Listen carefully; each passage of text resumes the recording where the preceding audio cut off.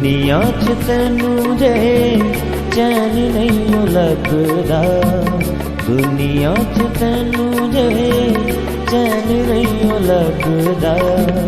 यीशु कोल आवीं ते चंगा है, दुनिया च तैनू जे चैन नहीं लगदा।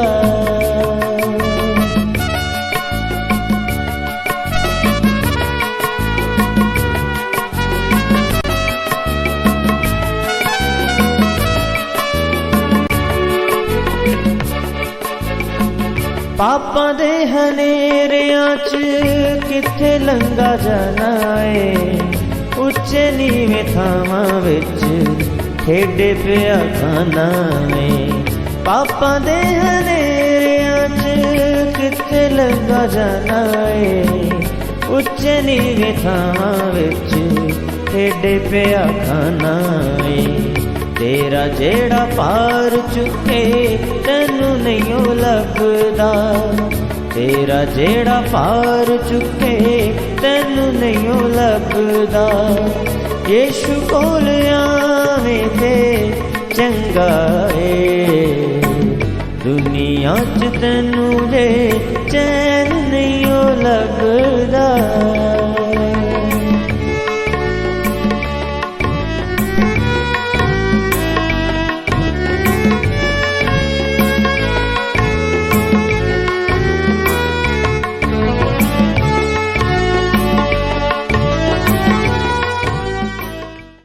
Praise the Lord everyone. मैं pastor Kulbhushan Johar Asian Church of Christ Vancouver BC तो प्रोग्राम नवीं जिंदगी ਦੇ ਵੱਲ ਦੇ ਵਿੱਚ ਤੁਹਾਡਾ ਸਾਰਿਆਂ ਦਾ ਬਹੁਤ-ਬਹੁਤ ਸਵਾਗਤ ਕਰਦਾ ਹਾਂ। ਮੈਂ ਉਮੀਦ ਕਰਦਾ ਤੁਸੀਂ ਸਾਰੇ ਚੰਗੇ ਹੋਵੋਗੇ, ਤੰਦਰੁਸਤ ਹੋਵੋਗੇ ਤੇ ਪਰਮੇਸ਼ਰ ਦੇ ਕਲਾਮ ਦੇ ਵਿੱਚ ਵੱਧ ਰਹੇ ਹੋਵੋਗੇ। ਆਓ ਹਰ ਵਾਰ ਦੀ ਤਰ੍ਹਾਂ ਪਰਮੇਸ਼ਰ ਦੇ ਕਲਾਮ ਦੇ ਵਿੱਚੋਂ ਸਿੱਖਣ ਤੋਂ ਪਹਿਲਾਂ, ਵਚਨ ਨੂੰ ਪੜ੍ਹਨ ਤੋਂ ਪਹਿਲਾਂ ਆਓ ਅਸੀਂ ਆਪਣੀਆਂ ਅੱਖਾਂ ਨੂੰ ਬੰਦ ਕਰਾਂਗੇ, ਆਪਣੇ ਸਿਰਾਂ ਨੂੰ ਝੁਕਾਵਾਂਗੇ। ਆਓ ਅਸੀਂ ਪ੍ਰਾਰਥਨਾ ਕਰਾਂਗੇ। ਸਰਵਸ਼ਕਤੀਮਾਨ ਪਰਮੇਸ਼ਵਰ ਯਿਸੂ ਮਸੀਹ ਨਾਸਰੀ, ਧੰਨਵਾਦ ਕਰਦੇ ਹਾਂ ਤੁਹਾਡਾ, ਤੁਸੀਂ ਅੱਛੇ ਸੱਚੇ ਜੀਵਿਤ ਦਿਆ ਕਰਨ ਵਾਲੇ ਪਰਮੇਸ਼ਵਰ ਨੂੰ ਪ੍ਰਾਰਥਨਾਵਾਂ ਨੂੰ ਸੁਣਦੇ ਹੋ। ਅੱਜ ਇੱਕ ਵਾਰ ਫਿਰ ਤੋਂ ਤੁਸੀਂ ਸਾਨੂੰ ਮੌਕਾ ਦਿੱਤਾ ਤੁਹਾਡੀ ਹਜ਼ੂਰੀ 'ਚ ਬੈਠ ਸਕੀਏ।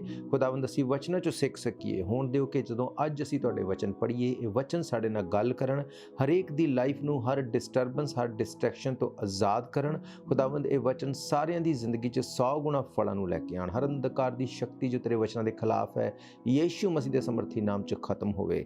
ਯੀਸ਼ੂ ਮਸੀਹ ਦੇ ਸਾਮਰਥੀ ਨਾਮ 'ਚ ਅਸੀਂ ਮੰਗਦੇ ਹਾਂ, ਆਮੀਨ ਆਮੀਨ ਹਾਲੇਲੂਇਆ। ਮੈਂ ਸਵਾਗਤ ਕਰਦਾ ਤੁਹਾਡਾ ਸਾਰਿਆਂ ਦਾ ਪ੍ਰਭੂ ਯੀਸ਼ੂ ਮਸੀਹ ਦੀ ਹਜ਼ੂਰੀ ਦੇ ਵਿੱਚ। ਅੱਜ ਅਸੀਂ ਪਰਮੇਸ਼ਰ ਦੇ ਕਲਾਮ ਦੇ ਵਿੱਚੋਂ ਦੇਖਣ ਵਾਲੇ ਇੱਕ ਬਹੁਤ ਇੰਪੋਰਟੈਂਟ ਟੌਪਿਕ ਦੇ ਬਾਰੇ ਅਸੀਂ ਦੇਖਦੇ ਹਾਂ। ਸਾਡੀ ਲਾਈਫ ਦੇ ਵਿੱਚ ਬਹੁਤ ਵਾਰ ਅਜਿਹਾ ਹੁੰਦਾ, ਜਦੋਂ ਵੀ ਟਫ ਟਾਈਮ ਆਉਂਦਾ, ਜਦੋਂ ਵੀ ਉਹ ਚੀਜ਼ ਜੋ ਸਾਡੇ ਸੋਚ ਦੇ ਅਕੋਰਡਿੰਗ ਨਹੀਂ ਹੁੰਦੀ, ਤਾਂ ਸਾਨੂੰ ਇੱਦਾਂ ਲੱਗਦਾ ਕਿ ਪਰਮੇਸ਼ਰ ਸਾਡੀ ਪ੍ਰੀਖਿਆ ਕਰ ਰਿਹਾ। ਸਾਨੂੰ ਇੱਦਾਂ ਲੱਗਦਾ ਕਿ ਇਹ ਪ੍ਰਤਿਆਵਾ ਪਰਮੇਸ਼ਰ ਵੱਲੋਂ ਆਇਆ। ਅਸੀਂ ਕਈ ਵਾਰ ਉਸ ਚੀਜ਼ ਨੂੰ ਲੈ ਕੇ ਪਰਮੇਸ਼ਰ ਨਾਲ ਹੀ ਨਾਰਾਜ਼ ਹੋ ਜਾਂਦੇ ਹਾਂ। ਅਸੀਂ ਕਈ ਵਾਰ ਪ੍ਰਾਰਥਨਾ ਕਰਨੀ ਛੱਡ ਦਿੰਦੇ ਹਾਂ। ਕਈ ਵਾਰ ਅਸੀਂ ਉਲਾਂਭੇ ਦਿੰਦੇ ਹਾਂ ਕਿ ਪਰਮੇਸ਼ਰ ਤੈਨੂੰ ਦਿਖਦਾ ਨਹੀਂ ਹੈ, ਤੈਨੂੰ ਸੁਣਦਾ ਨਹੀਂ, ਇਹ ਤੂੰ ਮੇਰੇ ਨਾਲ ਇਸ ਤਰ੍ਹਾਂ ਕਿਉਂ ਕਰ ਰਿਹਾ। ਅੱਜ ਮੈਂ ਤੁਹਾਨੂੰ ਪਰਮੇਸ਼ਰ ਦੇ ਕਲਾਮ ਦੇ ਵਿੱਚੋਂ ਦੱਸਾਂਗਾ ਕਿ ਇਹ ਸਭ ਚੀਜ਼ਾਂ ਕਿਉਂ ਹੁੰਦੀਆਂ ਨੇ। ਤੇ ਮੇਰਾ ਇਹ ਫੇਥ ਹੈ, ਜਦੋਂ ਤੁਸੀਂ ਇਸ ਵਚਨ ਨੂੰ ਸੁਣੋਗੇ, ਤੁਹਾਡੀ ਜ਼ਿੰਦਗੀ ਸੇਮ ਨਹੀਂ ਰਹੇਗੀ, ਕਿ ਇੱਕ ਵੱਡੇ ਚੇਂਜ ਨੂੰ ਤੁਸੀਂ ਆਪਣੀ ਲਾਈਫ ਦੇ ਵਿੱਚ ਦੇਖਣ ਵਾਲੇ ਹੋ। ਹਾਲੇਲੂਇਆ। ਆਓ ਅਸੀਂ ਪਰਮੇਸ਼ਰ ਦੇ ਕਲਾਮ ਦੇ ਵਿੱਚੋਂ ਦੇਖਦੇ ਹਾਂ ਇੱਕ ਚੈਪਟਰ ਨੂੰ, ਜਿਹਦਾ ਨਾਮ ਹੈ ਯਾਕੂਬ, ਉਹਦਾ ਪਹਿਲਾ ਅਧਿਆਏ ਤੇ ਉਹਦੀ ਅਸੀਂ 12 ਆਇਤ ਤੋਂ ਪੜ੍ਹਦੇ ਹਾਂ। ਇੱਥੇ ਲਿਖਿਆ, ਧੰਨ ਉਹ ਆਦਮੀ ਹੈ ਜੋ ਪ੍ਰਤਿਆਵੇ ਸਮੇਂ ਸਥਿਰ ਰਹਿੰਦਾ ਹੈ, ਕਿਉਂਕਿ ਜਦੋਂ ਉਹ ਪ੍ਰੀਖਿਆ ਵਿੱਚ ਪੂਰਾ ਉਤਰਦਾ ਹੈ ਤਾਂ ਉਹ ਜੀਵਨ ਦਾ ਮੁਕਟ ਪ੍ਰਾਪਤ ਕਰਦਾ ਹੈ, ਜਿਸ ਦੀ ਪ੍ਰਤਿੱਗਿਆ ਪਰਮੇਸ਼ਰ ਨੇ ਆਪਣੇ ਪਿਆਰ ਕਰਨ ਵਾਲਿਆਂ ਨੂੰ ਦਿੱਤੀ ਹੈ। ਜੋ ਆਦਮੀ ਪ੍ਰਤਿਆਵੇ ਹੇਠਾਂ ਹੁੰਦਾ ਹੈ, ਉਹ ਇਹ ਨਾ ਕਹੇ ਪਰਮੇਸ਼ਵਰ ਮੈਨੂੰ ਪਰਤਾ ਰਿਹਾ ਹੈ, ਕਿਉਂਕਿ ਨਾ ਪਰਮੇਸ਼ਵਰ ਬੁਰਾਈ ਦੇ ਰਾਹੀਂ ਪਰਤਾਇਆ ਜਾ ਸਕਦਾ ਹੈ ਤੇ ਨਾ ਹੀ ਉਹ ਆਪ ਕਿਸੇ ਨੂੰ ਪਰਤਾਉਂਦਾ ਹੈ।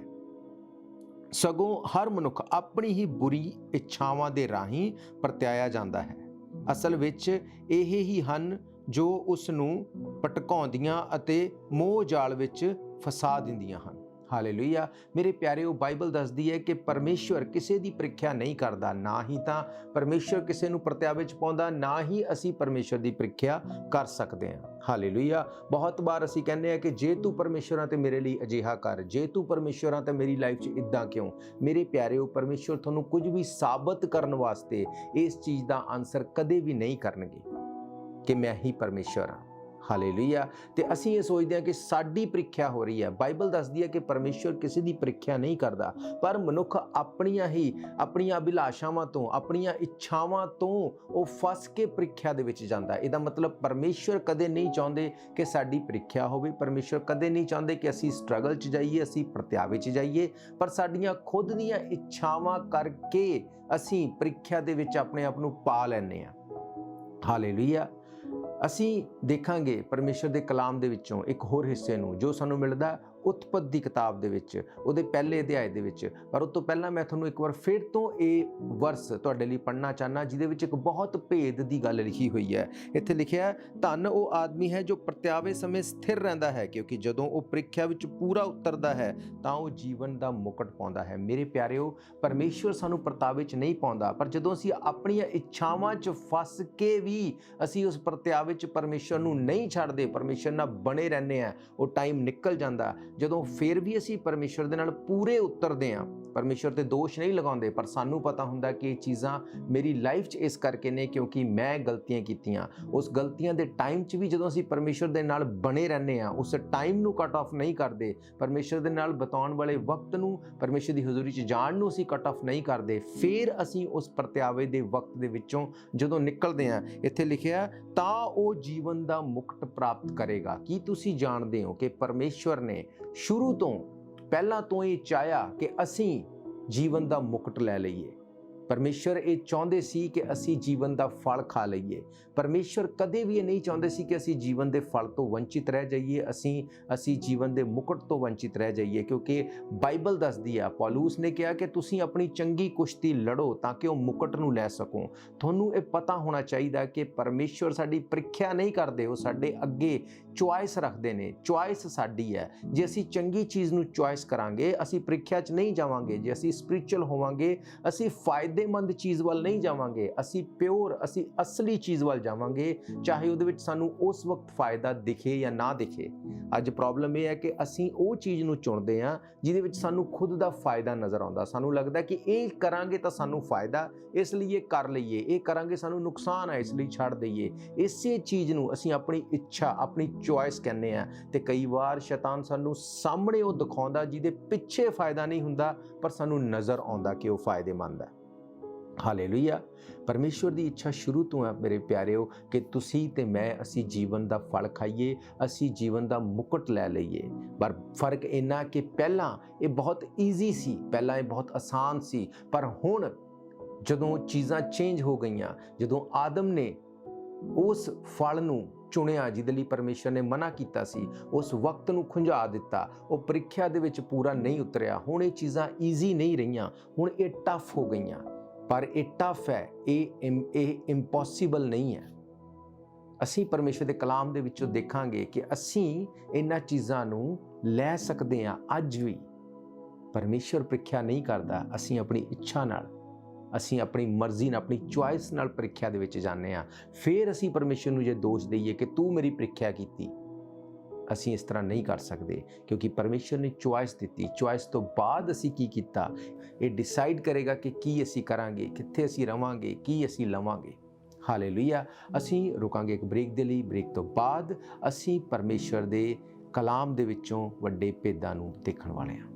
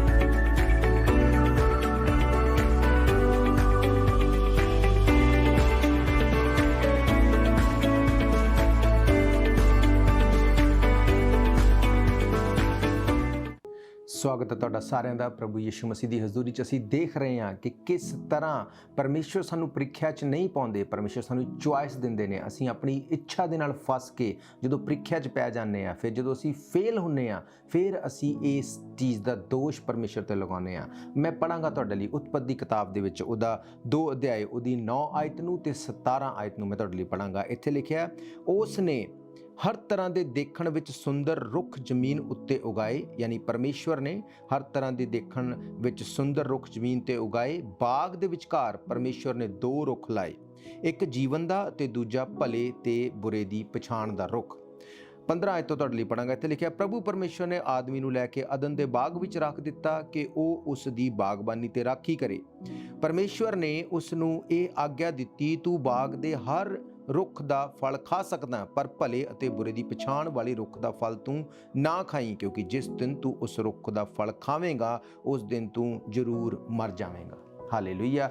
ਮੇਰੇ ਪਿਆਰਿਓ, ਇਸ ਸਾਰੇ ਵਾਕਿਆ ਨੂੰ ਅਸੀਂ ਜਾਣਦੇ ਹਾਂ, ਅਸੀਂ ਇਸ ਬਾਈਬਲ ਦੇ ਵਾਕਿਆ ਨੂੰ ਬਚਪਨ ਤੋਂ ਪੜ੍ਹਦੇ ਆਏ ਹਾਂ। ਅਸੀਂ ਜਾਣਦੇ ਹਾਂ ਕਿ ਕਿਸ ਤਰ੍ਹਾਂ ਆਦਮ ਨੇ, ਹਵਾ ਨੇ ਅਣਆਗਿਆਕਾਰੀਤਾ ਕੀਤੀ, ਉਹਨਾਂ ਨੇ ਸੱਪ ਦੇ ਬਹਿਕਾਵੇ 'ਚ ਆ ਕੇ ਉਸ ਗਿਆਨ ਦੇ ਫਲ ਨੂੰ ਖਾ ਲਿਆ। ਪਰ ਮੈਂ ਤੁਹਾਨੂੰ ਇਹ ਦੱਸਣਾ ਚਾਹੁੰਦਾ ਕਿ ਪਰਮੇਸ਼ਵਰ ਨੇ, ਮੈਂ ਤੁਹਾਨੂੰ ਪੜ੍ਹਾਇਆ ਕਿ 2 ਪੇੜ ਉਸ ਜਗ੍ਹਾ ਤੇ ਲਗਾਏ ਸੀ, ਭਲੇ ਤੇ ਬੁਰੇ ਦਾ ਤੇ ਜੀਵਨ ਦਾ। ਪਰਮੇਸ਼ਵਰ ਨੇ 2 ਫਰੂਟ ਉਹਦੇ ਅੱਗੇ ਰੱਖੇ ਤੇ ਪਰਮੇਸ਼ਵਰ ਨੇ ਕੀ ਕਿਹਾ ਕਿ ਗਿਆਨ ਦਾ ਫਲ ਤੂੰ ਨਾ ਖਾਈ। ਇਹਦਾ ਮਤਲਬ ਕੀ ਸੀ? ਇਹਦਾ ਮਤਲਬ ਇਹ ਸੀ ਕਿ ਪਰਮੇਸ਼ਵਰ ਨੇ 2 ਇੰਪੋਰਟੈਂਟ, ਬੜੇ ਹੀ ਜ਼ਿਆਦਾ ਉਹਦੇ ਲਈ ਜੋ ਜ਼ਰੂਰੀ ਸੀ ਉਹ ਰੁੱਖ ਸਪੈਸੀਫਿਕਲੀ ਲਗਾਏ। ਹੋਰ ਰੁੱਖਾਂ ਦਾ ਪ੍ਰੋਪਰ ਨਾਮ ਨਹੀਂ ਲਿਆ ਗਿਆ। ਗਿਆਨ ਤੇ ਭਲੇ ਤੇ ਬੁਰੇ ਤੇ ਜੀਵਨ ਦੇ ਰੁੱਖ ਬਾਰੇ ਦੱਸਿਆ ਗਿਆ। ਬਹੁਤ ਜੋ ਉਹਦੇ ਵਾਸਤੇ ਜੋ ਸਭ ਤੋਂ ਬੈਸਟ ਸੀ ਉਹ 2 ਉੱਥੇ ਲਗਾ ਕੇ ਰੱਖੇ ਤੇ ਪਰਮੇਸ਼ਰ ਨੇ ਕੀ ਕਿਹਾ, ਗਿਆਨ ਦਾ, ਭਲੇ ਤੇ ਬੁਰੇ ਦੇ ਫਲ ਨੂੰ ਤੂੰ ਨਾ ਖਾਈ। ਇਹਦਾ ਮਤਲਬ ਕੀ ਸੀ? ਇਹਦਾ ਮਤਲਬ ਇਹ ਸੀ, ਪਰਮੇਸ਼ਰ ਇਹ ਚਾਹੁੰਦੇ ਸੀ ਕਿ ਤੂੰ ਜੀਵਨ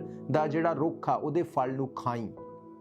ਹਾਲੇਲੂਇਆ। ਪਰਮੇਸ਼ਰ ਨੇ ਇਹ ਚਾਹਿਆ ਪਰ ਉਹਨੂੰ ਬੋਲ ਕੇ ਨਹੀਂ ਕਿਹਾ, ਕਿਉਂਕਿ ਪਰਮੇਸ਼ਰ ਉਹਨੂੰ ਚੁਆਇਸ ਦਿੰਦੇ ਸੀ।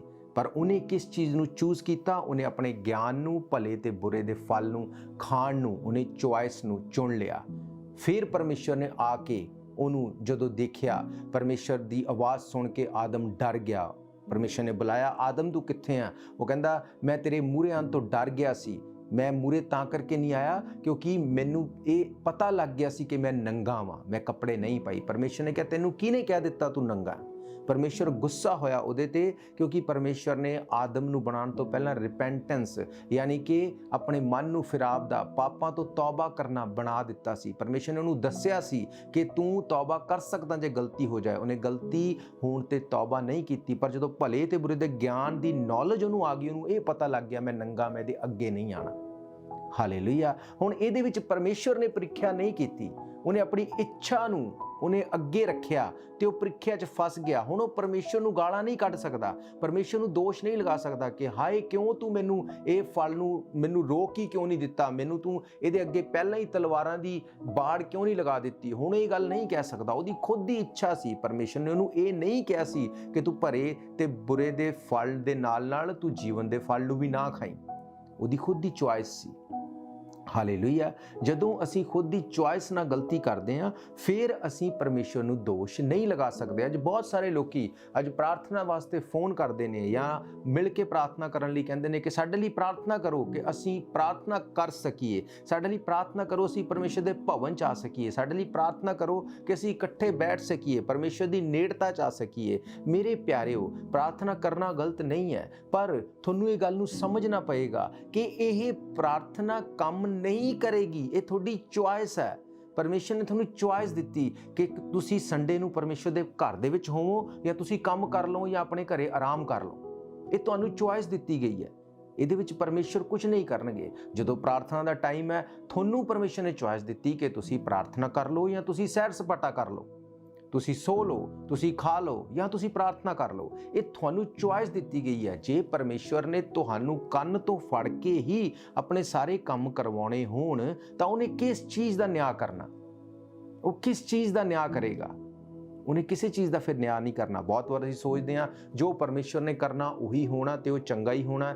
ਮੇਰੇ ਪਿਆਰਿਓ, ਇਸ ਤਰ੍ਹਾਂ ਨਹੀਂ ਹੈ। ਜੇ ਪਰਮੇਸ਼ਵਰ ਨੇ ਹੀ ਸਭ ਕੁਝ ਕਰਨਾ ਤੇ ਪਰਮੇਸ਼ਵਰ ਨੇ ਨਿਆਂ ਕਿਸ ਗੱਲ ਦਾ ਕਰਨਾ? ਜੇ ਸਭ ਕੁਝ ਪਹਿਲਾਂ ਤੋਂ ਹੀ ਲਿਖਿਆ ਗਿਆ, ਨਿਰਧਾਰਿਤ ਆ, ਉਦਾਂ ਹੀ ਹੋਣਾ, ਤੇ ਪਰਮੇਸ਼ਰ ਨੇ ਕਿਸ ਗੱਲ ਵਾਸਤੇ ਤੁਹਾਡੇ ਤੇ ਮੇਰੇ ਤੋਂ ਨਿਆਂ ਵਾਲੇ ਦਿਨ ਪੁੱਛਣਾ?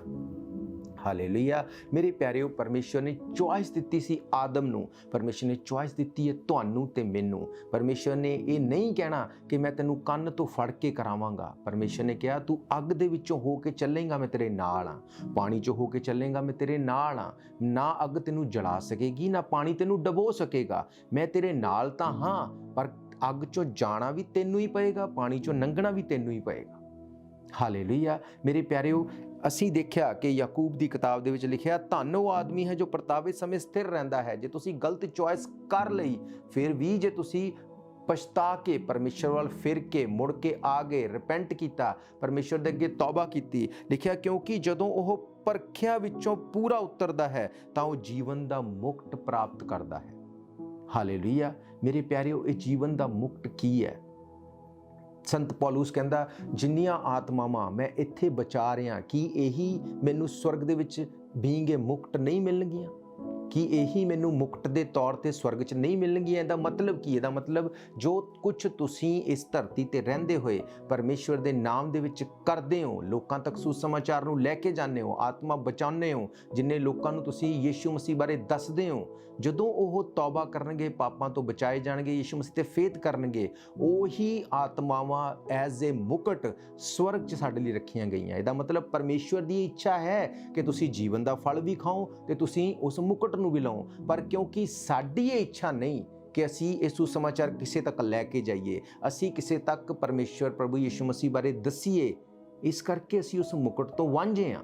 ਹੁਣ ਅਸੀਂ ਪਰਮੇਸ਼ਰ ਨੂੰ ਇਹ ਨਹੀਂ ਕਹਿ ਸਕਦੇ ਕਿ ਪਰਮੇਸ਼ਰ ਤੂੰ ਮੇਰੀ ਪ੍ਰੀਖਿਆ ਕਿਉਂ ਕੀਤੀ, ਤੂੰ ਮੈਨੂੰ ਸਿੱਧਾ ਸਿੱਧਾ ਕਿਉਂ ਨਹੀਂ ਦੱਸ ਦਿੱਤਾ। ਹਾਲੇਲੂਇਆ। ਮੇਰੇ ਪਿਆਰਿਓ, ਪਰਮੇਸ਼ਰ ਚਾਹੁੰਦੇ ਨੇ ਕਿ ਤੁਸੀਂ ਜੀਵਨ ਦਾ ਮੁਕਟ ਲਓ, ਤੁਸੀਂ ਜੀਵਨ ਦਾ ਫਲ ਖਾਓ, ਪਰ ਉਹ ਚੁਆਇਸ ਦਿੰਦੇ ਨੇ। ਅਸੀਂ ਰੁਕਾਂਗੇ ਇੱਕ ਬ੍ਰੇਕ ਦੇ ਲਈ। ਬ੍ਰੇਕ ਤੋਂ ਬਾਅਦ ਮੈਂ ਤੁਹਾਡੇ ਸਾਰਿਆਂ ਲਈ ਦੁਆ ਕਰਾਂਗਾ।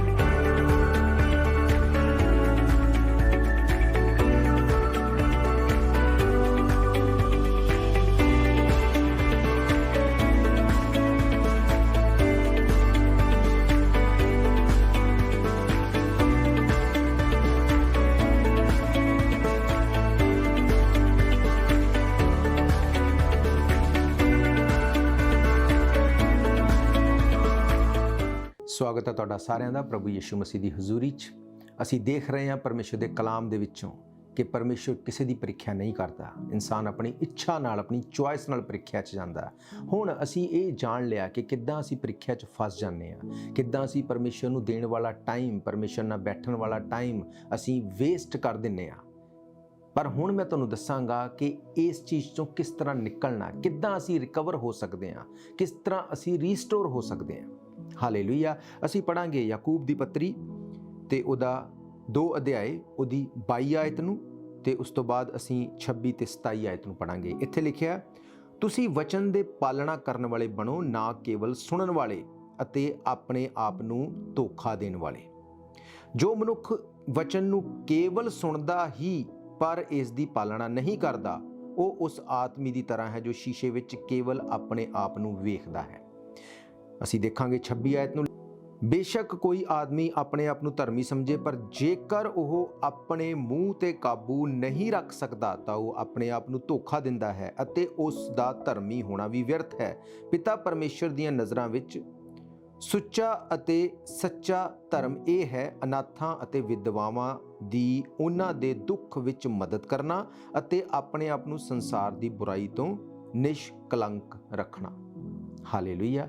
ਮੇਰੇ ਪਿਆਰਿਓ, ਬਾਈਬਲ ਦੱਸਦੀ ਹੈ ਕਿ ਤੁਸੀਂ ਵਚਨ ਨੂੰ ਸਿਰਫ ਸੁਣਨ ਵਾਲੇ ਨਾ ਬਣੋ। ਅੱਜ ਵੀ ਬਹੁਤ ਸਾਰੇ ਲੋਕ ਇਸ ਵਚਨ ਨੂੰ ਸੁਣਨਗੇ, ਇਸ ਟਾਈਮ ਉਹ ਆਪਣੇ ਮਨ 'ਚ ਸੋਚਦੇ ਹੋਣਗੇ ਕਿ ਹਾਂ ਅਸੀਂ ਗਲਤ ਕੀਤਾ, ਰਿਪੈਂਟ ਕਰ ਲਈਏ। ਰਿਪੈਂਟ ਕਰਕੇ ਫਿਰ ਤੋਂ ਉਸ ਰੂਟੀਨ ਨੂੰ ਸ਼ੁਰੂ ਕਰ ਦੇਣਗੇ ਜੋ ਉਹ ਰੋਜ਼ ਕਰਦੇ ਨੇ। ਇਸ ਤਰ੍ਹਾਂ ਕਰਕੇ ਤੁਸੀਂ ਕਦੇ ਪਰਮੇਸ਼ਵਰ ਦੀ ਮਰਜ਼ੀ ਨੂੰ ਪੂਰਾ ਨਹੀਂ ਕਰ ਸਕਦੇ। ਬਾਈਬਲ ਕਹਿੰਦੀ ਪਰਮੇਸ਼ਰ ਦੇ ਵਚਨ ਨੂੰ ਸੁਣਨ ਵਾਲੇ ਨਹੀਂ, ਉਹਦੇ ਤੇ ਅਮਲ ਕਰਨ ਵਾਲੇ, ਚੱਲਣ ਵਾਲੇ ਬਣੋ। ਸ਼ੈਤਾਨ ਕਦੇ ਨਹੀਂ ਚਾਹੇਗਾ ਤੁਸੀਂ ਵਚਨ ਨੂੰ ਪੜ੍ਹ ਕੇ ਉਹਦੇ ਉੱਤੇ ਚੱਲੋ, ਪਰ ਇਹ ਤੁਹਾਡੀ ਚੁਆਇਸ ਹੈ, ਤੁਸੀਂ ਉਸ ਚੁਆਇਸ ਨੂੰ ਕਿਸ ਤਰ੍ਹਾਂ ਗ੍ਰੈਬ ਕਰਦੇ ਹੋ। ਬਾਈਬਲ ਕਹਿੰਦੀ ਇੱਕ ਤਾਂ ਇਹ ਕਿ ਪਰਮੇਸ਼ਰ ਦੀ ਨੇੜਤਾ ਵਿੱਚ ਰਹੋ, ਵਚਨ ਨੂੰ ਸੁਣ ਕੇ ਉਹਦੇ ਤੇ ਚੱਲੋ। ਦੂਸਰਾ ਇੱਥੇ ਲਿਖਿਆ ਗਿਆ ਆਪਣੀ ਜੀਭ ਦੇ ਉੱਤੇ ਕਾਬੂ ਰੱਖੋ। ਅਸੀਂ ਬੋਲਦੇ ਕੀ ਹਾਂ?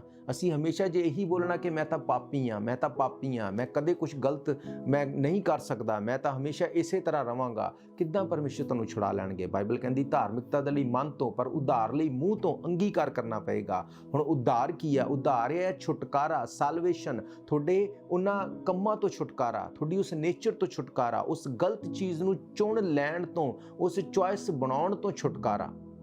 ਜੇ ਮੂੰਹ ਤੋਂ ਤੁਸੀਂ ਕਨਫੈਸ ਨਹੀਂ ਕਰੋਗੇ, ਤੁਸੀਂ ਕਦੇ ਇਸ ਚੀਜ਼ ਚੋਂ ਨਿਕਲ ਨਹੀਂ ਸਕਦੇ। ਫਿਰ ਇੱਥੇ ਲਿਖਿਆ ਕਿ ਜੇ ਕੋਈ ਆਦਮੀ ਆਪਣੇ ਆਪ ਨੂੰ ਧਰਮੀ ਸਮਝੇ, ਮੂੰਹ ਤੇ ਕਾਬੂ ਨਹੀਂ ਰੱਖ ਸਕਦਾ ਤਾਂ ਆਪਣੇ ਆਪ ਨੂੰ ਧੋਖਾ ਦਿੰਦਾ ਹੈ। ਲਿਖਿਆ ਕਿ ਤੁਸੀਂ ਵਿਧਵਾਵਾਂ ਦਾ, ਅਨਾਥਾਂ ਦਾ ਤੁਸੀਂ ਧਿਆਨ ਰੱਖੋ ਤੇ ਆਪਣੇ ਆਪ ਨੂੰ ਸੰਸਾਰ ਦੀ ਬੁਰਾਈ ਤੋਂ ਨਿਸ਼ਕਲੰਕ ਰੱਖੋ। ਕਿੱਦਾਂ ਨਿਸ਼ਕਲੰਕ ਰੱਖੋ? ਆਪਣੇ ਮੂੰਹ ਤੇ ਕਾਬੂ ਕਰਕੇ, ਪਰਮੇਸ਼ਰ ਦੀ ਹਜ਼ੂਰੀ 'ਚ ਬੈਠ ਕੇ, ਪ੍ਰਾਰਥਨਾ ਆਰਾਧਨਾ ਕਰਕੇ। ਮੇਰੇ ਪਿਆਰਿਓ, ਇਹ ਤੁਹਾਡੀ ਚੁਆਇਸ ਹੈ ਕਿ ਸੰਡੇ ਨੂੰ ਤੁਸੀਂ ਪਰਮੇਸ਼ਰ ਦੇ ਭਵਨ 'ਚ ਹੋਵੋਗੇ ਜਾਂ ਤੁਸੀਂ ਸੋਵੋਗੇ ਜਾਂ ਤੁਸੀਂ ਆਪਣੇ ਕੰਮ ਤੇ ਹੋਵੋਗੇ। ਇਹ ਤੁਹਾਡੇ ਉੱਤੇ ਹੈ। ਪਰਮੇਸ਼ਰ ਦੀ ਇੱਛਾ ਕਿ ਤੁਸੀਂ ਉਹਦੇ ਘਰ ਦੇ ਵਿੱਚ ਹੋਵੋ। ਇਹ ਪਰਮੇਸ਼ਰ ਦੀ ਉਹਦੀ ਪ੍ਰਾਈਮ ਇੱਛਾ, ਤੁਸੀਂ ਇਕੱਠੇ ਹੋ ਕੇ ਪ੍ਰਾਰਥਨਾ ਕਰ ਸਕੋ। ਬਾਈਬਲ ਕਹਿੰਦੀ ਅੰਤਲੇ ਦਿਨਾਂ 'ਚ ਇਕੱਠੇ ਹੋ ਕੇ ਪ੍ਰਾਰਥਨਾ ਕਰਨੀ ਨਾ ਛੱਡੋ। ਅਸੀਂ ਅੰਤਲੇ ਦਿਨਾਂ 'ਚ ਜੀ ਰਹੇ ਹਾਂ। ਜੇ ਅੱਜ ਵੀ ਸਾਨੂੰ ਲੱਗਦਾ ਕਿ ਨਹੀਂ ਸੰਡੇ ਨੂੰ ਹੀ ਕਿਉਂ, ਪਰਮੇਸ਼ਰ ਤਾਂ ਹਰ ਜਗ੍ਹਾ ਮੌਜੂਦ ਆ। ਸ਼ੋਰ ਪਰਮੇਸ਼ਰ ਹਰ ਜਗ੍ਹਾ ਮੌਜੂਦ ਆ। ਜਦੋਂ ਸਾਨੂੰ ਹਵਾ ਚਾਹੀਦੀ ਹੁੰਦੀ ਹੈ, ਜਦੋਂ ਅਸੀਂ ਰੂਮ 'ਚ ਬੈਠੇ ਹੁੰਦੇ ਹਾਂ, ਹਵਾ ਤਾਂ ਰੂਮ ਦੇ ਵਿੱਚ ਆਲਰੇਡੀ ਹੈ। ਜੇ ਸਾਨੂੰ ਗਰਮੀ ਲੱਗਦੀ ਹੈ, ਫਿਰ ਅਸੀਂ ਪੱਖੇ ਨੂੰ, ਏਸੀ ਨੂੰ ਕਿਉਂ ਚਲਾਉਂਦੇ ਹਾਂ? ਉਹ ਹਵਾ ਆਪਣੇ ਆਪ ਥੋੜੀ ਕੋਈ ਜਨਰੇਟ ਕਰ ਲੈਂਦੇ ਨੇ, ਉਹ ਉਸੇ ਹਵਾ ਨੂੰ ਤੁਹਾਡੇ ਉੱਤੇ ਫਲੋ ਕਰਦੇ ਨੇ। ਇਸੇ ਤਰ੍ਹਾਂ ਜਦੋਂ ਤੁਸੀਂ ਪਰਮੇਸ਼ਰ ਦੇ ਲੋਕਾਂ ਦੀ ਸੰਗਤੀ 'ਚ ਰਹਿੰਦੇ ਹੋ, ਪਵਿੱਤਰ ਆਤਮਾ ਤੁਹਾਡੇ ਤੇ ਫਲੋ ਕਰਦਾ, ਪਰਮੇਸ਼ਰ ਦਾ ਆਤਮਾ ਕੰਮ ਕਰਦਾ। ਹਾਲੇਲੂਇਆ। ਅਸੀਂ ਆਪਣੇ ਆਪ ਤੋਂ ਕੁਝ ਵੀ ਨਹੀਂ ਕਰ ਸਕਦੇ, ਕਰਨ ਵਾਲਾ ਪਵਿੱਤਰ ਆਤਮਾ। ਪਰ ਜਦੋਂ ਅਸੀਂ ਪਰਮੇਸ਼ਰ ਦੀ ਹਜ਼ੂਰੀ ਦੇ ਵਿੱਚ ਬੈਠਦੇ ਹਾਂ, ਪਵਿੱਤਰ ਆਤਮਾ ਨੂੰ ਉਸ ਤਰ੍ਹਾਂ ਦਾ ਮਾਹੌਲ ਦਿੰਦੇ ਹਾਂ, ਪਰਮੇਸ਼ਰ ਦਾ ਆਤਮਾ ਕੰਮ ਕਰਦਾ। ਜਿਵੇਂ ਅਸੀਂ ਵਿਸ਼ਵਾਸੀਆਂ ਦੀ ਸੰਗਤੀ 'ਚ ਜਾਂਦੇ ਹਾਂ, ਜਦੋਂ ਅਸੀਂ ਪਰਮੇਸ਼ਰ ਦੇ ਭਵਨ 'ਚ ਜਾ ਕੇ ਵਚਨਾਂ ਨੂੰ ਸੁਣਦੇ ਹਾਂ, ਆਰਾਧਨਾ ਕਰਦੇ ਹਾਂ, ਆਪਣੇ ਆਪ ਨੂੰ ਉੰਡੇਲ ਦਿੰਦੇ ਹਾਂ ਪਰਮੇਸ਼ਰ ਦੇ ਅੱਗੇ, ਪਰਮੇਸ਼ਰ ਕਿਸ ਤਰ੍ਹਾਂ ਕੰਮ ਨਹੀਂ ਕਰੇਗਾ? ਜੇ ਇੱਕ ਰੂਮ ਦੇ ਵਿੱਚ ਏਸੀ ਲੱਗਿਆ ਹੋਵੇ, ਤੁਸੀਂ ਭਾਵੇਂ ਨਾ ਚਾਹੋ, ਤੁਸੀਂ ਚਾਹੋ ਕਿ ਮੈਂ ਨਹੀਂ ਚਾਹੁੰਦਾ ਕਿ ਮੈਨੂੰ ਠੰਡ ਲੱਗੇ, ਜਿਵੇਂ ਤੁਸੀਂ ਏਸੀ ਵਾਲੇ ਰੂਮ ਦੇ ਵਿੱਚ ਐਂਟਰ ਕਰਦੇ ਹੋ, ਤੁਹਾਡੀ ਬਾਡੀ ਨੂੰ ਠੰਡ ਫੀਲ ਹੋਣਾ ਸ਼ੁਰੂ ਹੋ ਜਾਂਦੀ ਹੈ। ਜੇ ਤੁਸੀਂ ਇੱਕ ਭੱਠੀ ਵਿੱਚ ਜਾਓ ਤੇ ਤੁਸੀਂ ਕਹੋ ਕਿ ਮੈਂ ਨਹੀਂ ਚਾਹੁੰਦਾ ਮੈਨੂੰ ਗਰਮੀ ਲੱਗੇ, ਜਿਵੇਂ ਤੁਸੀਂ ਭੱਠੀ ਦੇ ਵਿੱਚ ਐਂਟਰ ਕਰਦੇ ਹੋ, ਗਰਮੀ ਆਪਣੇ ਆਪ ਤੁਹਾਡੇ ਸਰੀਰ ਤੇ ਫੀਲ ਹੋਣ ਲੱਗਦੀ ਹੈ। ਇਸੇ ਤਰ੍ਹਾਂ ਜਦੋਂ ਤੁਸੀਂ ਪਰਮੇਸ਼ਰ ਦੇ ਭਵਨ ਦੇ ਵਿੱਚ ਇੱਕ ਅੱਛੀ ਸੰਗਤੀ 'ਚ ਹੁੰਦੇ ਹੋ, ਤੁਸੀਂ ਚਾਹੋ ਚਾਹੇ ਨਾ ਚਾਹੋ, ਉਹਦਾ ਪ੍ਰਭਾਵ ਤੁਹਾਡੀ ਬਾਡੀ ਤੇ, ਤੁਹਾਡੇ ਸਰੀਰ ਤੇ, ਤੁਹਾਡੀ ਲਾਈਫ ਤੇ ਆਟੋਮੈਟਿਕਲੀ ਉਹ ਪੈਣਾ ਸ਼ੁਰੂ ਹੋ ਜਾਏਗਾ। ਹਾਲੇਲੂਇਆ। ਮੇਰੇ ਪਿਆਰਿਓ, ਇੱਕ ਪਾਰਟ ਟਾਈਮ ਕ੍ਰਿਸਚਨ ਇੱਕ ਫੁੱਲ ਟਾਈਮ ਡੈਵਲ ਨੂੰ ਕਦੇ ਨਹੀਂ ਹਰਾ ਸਕਦਾ। ਤੁਸੀਂ ਇਹ ਨਾ ਸੋਚੋ ਕਿ ਪਰਮੇਸ਼ਰ ਸਭ ਕੁਝ ਜਾਣਦੇ ਨੇ, ਉਹ ਸਭ ਕੁਝ ਕਰਨ ਵਾਲੇ ਨੇ। ਬਾਈਬਲ ਕਹਿੰਦੀ ਪਰਮੇਸ਼ਰ ਦੀ ਨਾ ਤਾਂ ਪ੍ਰੀਖਿਆ ਕੀਤੀ ਜਾ ਸਕਦੀ ਹੈ, ਨਾ ਉਹ ਆਪ ਕਿਸੇ ਦੀ ਪ੍ਰੀਖਿਆ ਕਰਦਾ ਹੈ। ਤੁਸੀਂ ਪਰਮੇਸ਼ਰ ਨੂੰ ਪ੍ਰੀਖਿਆ 'ਚ ਪਾਉਂਦੇ ਹੋ ਜਦੋਂ ਇਦਾਂ ਕਹਿੰਦੇ ਹੋ ਕਿ ਮੈਂ ਕੁਝ ਨਾ ਕਰਾਂ, ਤੂੰ ਹੀ ਸਭ ਕੁਝ ਕਰ, ਤੇ ਗਲਤ ਹੋਣ ਤੇ ਤੁਸੀਂ ਉਹਨੂੰ ਸ਼ਰਾਪ ਦਿੰਦੇ ਹੋ, ਉਹਨੂੰ ਕੋਸਦੇ ਹੋ। ਹਾਲੇਲੂਇਆ। ਬਾਈਬਲ ਕਹਿੰਦੀ ਤੁਹਾਡੇ ਮੂੰਹ 'ਚ ਜ਼ਿੰਦਗੀ, ਤੁਹਾਡੇ ਮੂੰਹ 'ਚ ਮੌਤ ਹੈ। ਤੁਸੀਂ ਡਿਸਾਈਡ ਕਰਨਾ ਕਿ ਅਸੀਂ ਕੀ ਕਰੀਏ। ਪਰਮੇਸ਼ਰ ਪ੍ਰੀਖਿਆ ਨਹੀਂ ਕਰਦਾ, ਤੁਹਾਡੀ ਇੱਛਾ ਹੈ ਤੁਸੀਂ ਕੀ ਕਰਨਾ। ਹਾਲੇਲੂਇਆ। ਮੇਰਾ ਇਹ ਫੇਥ ਹੈ ਕਿ ਤੁਸੀਂ ਇੱਕ ਚੰਗੀ ਇੱਛਾ ਨੂੰ ਤੁਸੀਂ ਗ੍ਰੈਬ ਕਰੋਗੇ, ਤੁਸੀਂ ਅਪਣਾਓਗੇ ਇੱਕ ਚੰਗੇ ਡਿਸੀਜ਼ਨ ਨੂੰ, ਆਪਣੇ ਆਪ ਨੂੰ ਪਰਮੇਸ਼ਰ ਦੇ ਕੰਮਾਂ ਦੇ ਲਈ, ਪਰਮੇਸ਼ਰ ਦੇ ਲਈ ਮੁਹੱਈਆ ਰੱਖੋਗੇ। ਅਸੀਂ ਪੜ੍ਹਿਆ ਅਨਾਥਾਂ ਤੇ ਵਿਧਵਾਵਾਂ ਦੀ ਸੁਧੀ ਲੈਣ ਵਾਲੇ, ਮੀਨਸ ਹੈਲਪ ਕਰਨ ਵਾਲੇ ਬਣਨਾ। ਅਸੀਂ ਹੈਲਪਰ ਬਣੀਏ, ਅਸੀਂ ਪ੍ਰੋਬਲਮ ਸੋਲਵਰ ਬਣੀਏ, ਪ੍ਰੋਬਲਮ ਕ੍ਰੀਏਟਰ ਨਾ ਬਣੀਏ। ਹਾਲੇਲੂਇਆ। ਬਹੁਤ ਸਾਰੇ ਲੋਕ ਪ੍ਰੋਬਲਮ ਲੱਭਦੇ ਨੇ, ਕਿੱਥੇ ਥੋੜੀ ਜਿਹੀ ਪ੍ਰੋਬਲਮਾਂ ਨੂੰ ਵੱਡਾ ਕ੍ਰੀਏਟ ਕਰ ਦਿੱਤਾ ਜਾਵੇ। ਪਰਮੇਸ਼ਰ ਲਾਈਕ ਕਰਦਾ ਜੇ ਤੁਸੀਂ ਪ੍ਰੋਬਲਮ ਸੋਲਵਰ ਹੋ। ਹਾਲੇਲੂਇਆ। ਮੇਰਾ ਇਹ ਵਿਸ਼ਵਾਸ ਹੈ ਇਹ ਵਚਨ ਤੁਹਾਡੀ ਜ਼ਿੰਦਗੀ 'ਚ ਕੰਮ ਕਰਨਗੇ। ਅੱਜ ਤੋਂ ਤੁਸੀਂ ਪਰਮੇਸ਼ਰ ਦੀ ਪ੍ਰੀਖਿਆ ਨਹੀਂ ਕਰੋਗੇ ਤੇ ਖੁਦ ਵੀ ਕਦੇ ਪ੍ਰੀਖਿਆ 'ਚ ਨਹੀਂ ਜਾਓਗੇ, ਚੰਗੀ ਚੁਆਇਸ ਬਣਾਓਗੇ। ਆਓ ਆਪਣੇ ਸਿਰਾਂ ਨੂੰ ਝੁਕਾਓ, ਅੱਖਾਂ ਨੂੰ ਬੰਦ ਕਰੋ, ਮੈਂ ਤੁਹਾਡੇ ਸਾਰਿਆਂ ਲਈ ਦੁਆ ਕਰਾਂਗਾ। ਸਰਵ ਸ਼ਕਤੀਮਾਨ ਪਰਮੇਸ਼ਵਰ ਯਿਸੂ ਮਸੀਹ ਨਾਸਰੀ, ਮੈਂ ਤੁਹਾਡਾ ਧੰਨਵਾਦ ਕਰਦਾ। ਤੁਸੀਂ ਦਇਆ ਕਰਨ ਵਾਲੇ ਪਰਮੇਸ਼ਰ ਹੋ। ਖੁਦਾਵੰਦ, ਅੱਜ ਦੇ ਕਲਾਮ ਦੇ ਨਾਲ ਤੁਸੀਂ ਹਰੇਕ ਨਾਲ ਗੱਲ ਕੀਤੀ ਹੈ। ਮੇਰਾ ਇਹ ਫੇਥ ਹੈ ਪਿਤਾ ਪਰਮੇਸ਼ਰ, ਹਰ ਅੰਧਕਾਰ ਦੀ ਸ਼ਕਤੀ ਜੋ ਤੇਰੇ ਲੋਕਾਂ ਨੂੰ ਤੇਰੀ ਸੰਗਤੀ 'ਚ ਤੇਰੇ ਭਵਨ 'ਚ ਆਉਣ ਤੋਂ ਰੋਕਦੀ ਹੈ, ਯਿਸੂ ਮਸੀਹ ਦੇ ਨਾਮ 'ਚ ਅਸੀਂ ਉਹਨੂੰ ਕੱਟਦੇ ਹਾਂ, ਤੋੜਦੇ ਹਾਂ, ਸਮਾਨ ਤੋਂ ਅੱਗ ਸੁੱਟ ਕੇ ਉਹਨੂੰ ਖਤਮ ਕਰਦੇ ਹਾਂ। ਖੁਦਾਵੰਦ, ਤੁਸੀਂ ਸਾਨੂੰ ਇਹ ਅਥਾਰਟੀ ਦਿੱਤੀ, ਬਾਈਬਲ ਕਹਿੰਦੀ ਖੁਦਾਵੰਦ ਉਸ ਅਥਾਰਟੀ ਦੇ ਵਸੀਲੇ ਮੈਂ ਇਹਨਾਂ ਲੋਕਾਂ ਨੂੰ ਆਜ਼ਾਦ ਕਰਦਾ ਹਰ ਬੰਧਨ ਤੋਂ। ਜੇ ਕੋਈ ਬਿਮਾਰ ਹੈ, ਕਮਜ਼ੋਰ ਹੈ, ਯਿਸੂ ਮਸੀਹ ਦੇ ਨਾਮ 'ਚ ਖੁਦਾਵੰਦ ਹੀਲਿੰਗ, ਸ਼ਿਫਾ ਉਹਦੀ ਬੋਡੀ 'ਚ ਐਂਟਰ ਹੋਵੇ ਤੇ ਉਹ ਪੂਰੀ ਤਰ੍ਹਾਂ ਨਾਲ ਆਜ਼ਾਦ ਹੋਵੇ ਹਰ ਅੰਧਕਾਰ ਦੀ ਸ਼ਕਤੀ, ਸ਼ੈਤਾਨ ਦੇ ਬੰਧਨ ਤੋਂ। ਖੁਦਾਵੰਦ, ਤੇਰੇ ਭਵਨ 'ਚ ਆ ਕੇ ਤੇਰੇ ਨਾਮ ਨੂੰ ਗਵਾਹੀ ਦੇਣ ਵਾਲੇ ਹੋਣ। ਤੇਰਾ ਨਾਮ ਇਹਨਾਂ ਦੀ ਜ਼ਿੰਦਗੀਆਂ ਤੋਂ ਮਹਿਮਾ ਪਾਏ। ਯਿਸੂ ਮਸੀਹ ਦੇ ਸਾਮਰਥੀ ਨਾਮ 'ਚ ਮੰਗਦੇ ਹਾਂ, ਆਮੀਨ, ਆਮੀਨ। ਹਾਲੇਲੂਇਆ।